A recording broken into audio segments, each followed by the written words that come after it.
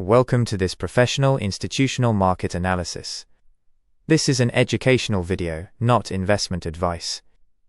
Evaluating retail positioning reveals that 18% of traders are active on XAUUSD, with short positions holding a 46% share across 5,806 positions and 998.00 lots, while long positions lead at 54% with 10,645 positions and 1,177.94 lots. This data indicates a net long retail exposure, providing crucial counter-trend liquidity pools for institutions to target before driving major structural expansions. Looking at the volatility index, the market is locked in a bearish consolidation phase. Price action is tightly ranging between the institutional demand floor and fresh supply zones above. As price reacts, our technical focus rests on an entry price at 18.80. A failure to hold above this level shifts the market lower, driving directly toward a final objective price at 17.60 to sweep resting liquidity pools.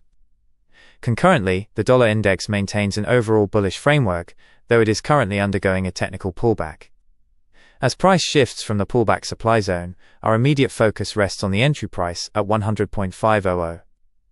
A definitive breakdown below this level shifts the market into a deep corrective phase, targeting a final objective price at 99.100 to sweep resting sell-side liquidity. Finally, gold displays a clear bearish market structure on the hourly time frame. Our focus is on this entry zone between 4,070 and 4,090. We are waiting for mitigation here. Once price action confirms, we can expect the move to start. Our invalidation level is strictly set at 4,090. If price breaks this, our bias changes.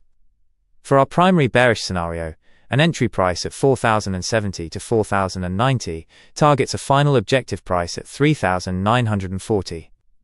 If a structural shift occurs above the invalidation level, our alternative bullish entry price at 4,090 targets a final objective price at 4,360. Follow for more. The next analysis is coming very soon.